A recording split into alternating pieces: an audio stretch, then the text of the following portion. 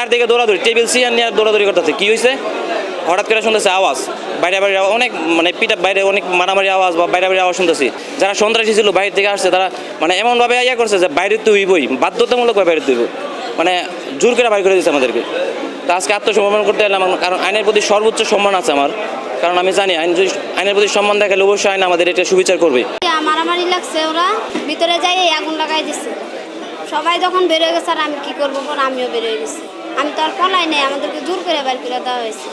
ওখানে 7 বছর ধরে মার্ডার মামলায়। সবার হাতে লাঠি ছিল, পাইপ ছিল, কারো হাতে দা ছিল। আমার বয়ে দান বাঁচানোর জন্য আমরা চলে গেছি বাসায়। আমি চলে গেছি মেয়েদের সাথে, এখন আসছি যে আমার মামলা আছে, এই জন্য আমি সিলিন্ডার করে জামিনে চলে যাবো। মাদক মামলা আমার ওয়ারেন্ট হয়েছিল, হাজিরা মিস, এই জন্য আসছিলাম। আমার এদিকে সিলিন্ডার করে কোর্ট থেকে জামিন নিয়ে তারপর রাখলাম। আসর নামাজের সময় এরকমভাবে বাইরে অত্যাচার হয়, আমরা আওয়াজ শুনি। আওয়াজ শোনার পরে আমরা তো ভিতরে আমাদের বন্দি করে রাখছি।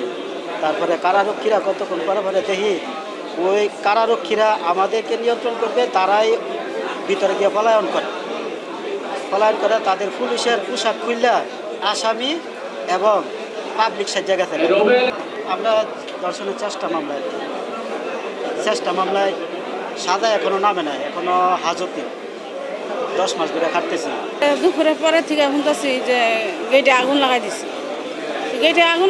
আগুন লাগান দেওয়ার পর আমরা এই ছেলে থেকে বাইরে আমরা দাঁড়াইছি। পরে আমরা কাছে ছেলে বদ্ধ করে দিব। পরে আমরা বললাম যে ছেলে জাম করে বদ্ধ করে দিবেন, আমরা এই যে আগুন লাগাইছে, তাহলে যদি ছেলের ভিতরে আগুন লাগে তাহলে আমরা কই যাবো? পরে কয় তাহলে তোমরা বাইরে দাঁড়াও। এখন আমরা জেলা সুপার স্যারের কাছে আমরা সমাধান চাইছি। স্যার আমাদের বলছে সমাধান বলছে, এখন আমাদের কাছে কিন্তু সমাধান নাই, আপনারা থাকেন। তো আপাতত আমাদেরও অনেক নিরাপত্তা নাই, তো আমাদের নিরাপত্তা নাই, আপনারা এখন চলে যান। পরে আমরা যেই টাইমে ডাকবো তখন সেই টাইমে আপনারা ইচ্ছা করেন।